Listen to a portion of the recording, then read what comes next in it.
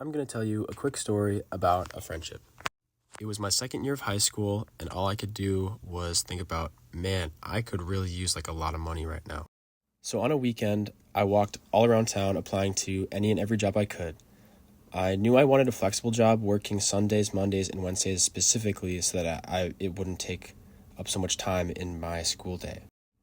Pretty quickly after I turned in my application, I got hired as a front-end cashier at the Rochester People's Food Co-op. So basically I was just working the cash register, checking people out every day.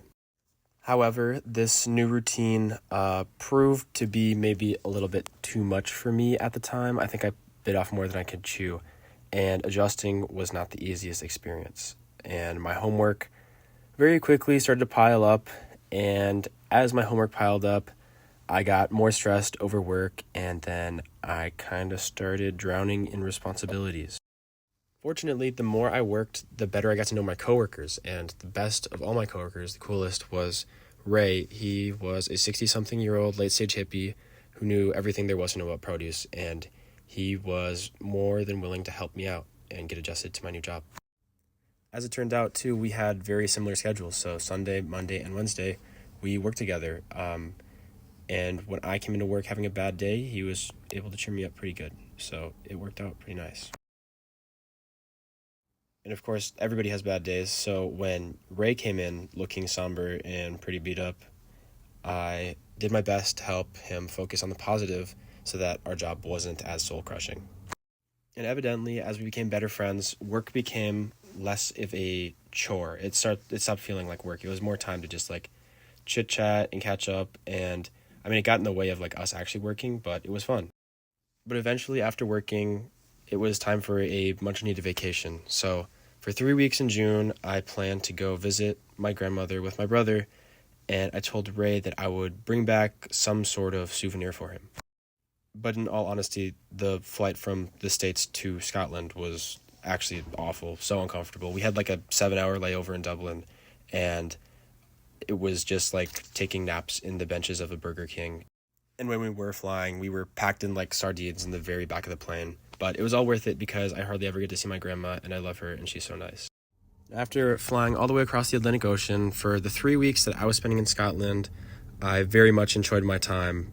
My grandma lives in a little village near the beach, so every now and then I'd go down past some pastures of cows, and I'd go and skip little rocks on the beach. And then after I was done with that, I would go home and I would eat a bunch of candy, and then I would go rummage through all my dad's old CDs. But for the first like week and a half of the trip, I couldn't stop wondering what the heck I was going to get Ray for a souvenir.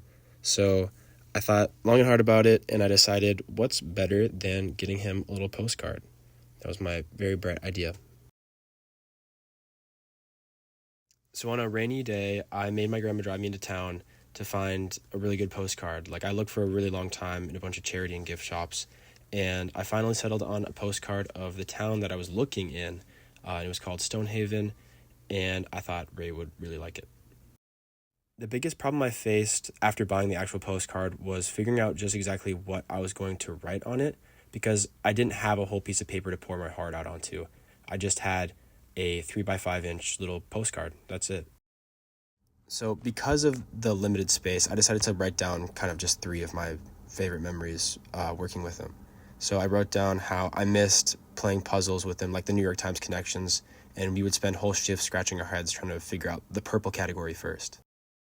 And then I mentioned how Scotland is in a horrible dad joke deficit, and how I only kind of sort of miss the dad jokes that he always had because I rolled my eyes every time. I also recounted our love for similar artists like Brian Eno, David Bowie, and even though we both really did not like his voice, Bob Dylan's writing is too good not to listen to. And I ended off my postcard with a quick thank you to Ray, just saying how much easier work is having a friend there. And with that, I put a stamp on the card and went over to mail it at the drugstore. Unfortunately, I was unaware that sending cards overseas costs £1.30, so I had to run and get that. And about a week after the postcard was sent, I said goodbye to my grandma, and we flew back to the States. And I was a little worried that I would get home before the card would, but I packed some extra chocolate just in case that actually happened. To my surprise, when I returned back to work, Ray met me with a big smile and he was holding my postcard in his hand. And I was very glad to know that he thought my card was just so great.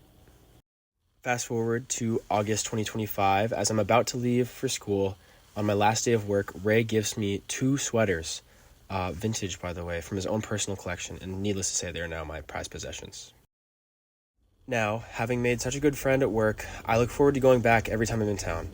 And if it weren't for Ray, I think I would have quit the People's Food Co-op long, long ago. Anyway, if there's any one thing I learned from all that, it's to make sure your friends know that they're appreciated because they'll appreciate you for it too. But that's it. Have a good day.